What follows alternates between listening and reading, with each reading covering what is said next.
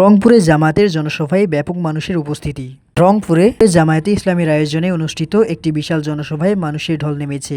শুক্রবার 4 জুলাই 2025 তারিখে ঐতিহ্যবাহী রংপুর জিলা স্কুল মাঠে অনুষ্ঠিত এই জনসভাটি 24-এর ছাত্র জনতার আন্দোলনের অংশ হিসেবে শহীদ আবু সাঈদের হত্যাকারীদের বিচার, নির্বাচনের লেভেল প্লেয়িং ফিল্ড নিশ্চিতকরণ, রাজনৈতিক সংস্কার এবং তিস্তা মহাপরিকল্পনা বাস্তবায়নের দাবিতে অনুষ্ঠিত হচ্ছে। হ্যালো গাইস, আপনার কোম্পানি বা ব্যবসায় প্রতিষ্ঠানকে আরও উন্নত করতে আমাদের চ্যানেলটিতে বিজ্ঞাপন দিতে পারেন। প্রয়োজনে হোয়াটসঅ্যাপ 01799381520। ধন্যবাদ। বেলা 3টায় শুরু হওয়া এই জনসভায় প্রায় দেড় যুগ পর জামায়াতের এমন বিশাল সমাবেশে মানুষের উপস্থিতি লক্ষণীয়। জনসভার মাঠটি পূর্ণ হয়ে প্রধান সড়কসহ আশেপাশের এলাকায় জনস্রোতে পৌঁছে গেছে। সকাল থেকে বিভিন্ন প্রান্ত থেকে নেতাকর্মীরা জনসভাস্থলে আসতে শুরু করেন। দুপুরে জনসভায় আসা মানুষ মাঠেই জুমার নামাজ আদায় করেন, যেখানে জামায়াত ইসলামীর ওলামা বিভাগের রংপুর জেলার সভাপতি অধ্যাপক মাওলানা নুরুল আমিন ইমামতি করেন।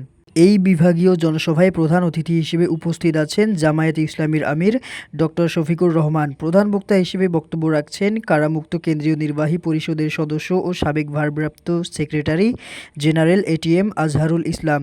বিশেষ বক্তা হিসেবে উপস্থিত আছেন দলটির নায়েবে আমির ও সাবেক এমপি অধ্যাপক মুজিবুর রহমান, সেক্রেটারি জেনারেল ও সাবেক এমপি অধ্যাপক মিয়া গোলাম পরওয়ার, ইসলামী ছাত্র শিবিরের সভাপতি জাহিদুল ইসলাম, সহকারী সেক্রেটারি জেনারেল মাওলানা রফিকুল ইসলাম খান, মাওলানা আব্দুল হালিম, ঢাকা দক্ষিণের আমির নুরুল ইসলাম বুলবুল, উত্তরের আমির মোহাম্মদ সেলিম উদ্দিন, কেন্দ্রীয় কর্মপরিষদ সদস্য অধ্যক্ষ মাওলানা মমতাজ উদ্দিন এবং অধ্যাপক মাহবুবুর রহমান।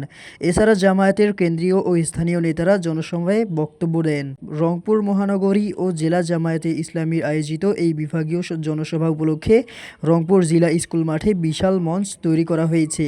মাঠের ভেতরের প্রবেশের জন্য নতুন 2টি প্রবেশপথ তৈরি করা হয়েছে এবং নারীদের পর্দার সঙ্গে বক্তব্য শোনার জন্য আলাদা ব্যবস্থা রাখা হয়েছে। জনসভাকে কেন্দ্র করে কয়েকদিন ধরে মাইকিংয়ের পাশাপাশি রংপুর নগরের গুরুত্বপূর্ণ স্থানে তোরণ নির্মাণ করা হয়েছে এবং শহরের বিভিন্ন স্থানে বড় বড় বিলবোর্ড, পোস্টার, ব্যানার ও ফেস্টুন লাগানো হয়েছে। রংপুর বিভাগীয় জনসভা বাস্তবায়ন কমিটির সদস্য সচিব KM আনোয়ারুল হক কাজল জানান, আগামী নির্বাচন ঘিরে আমাদের আজকের এই জনসভা নেতাকর্মীদের মাঝে উদ্দীপনা সৃষ্টি করবে।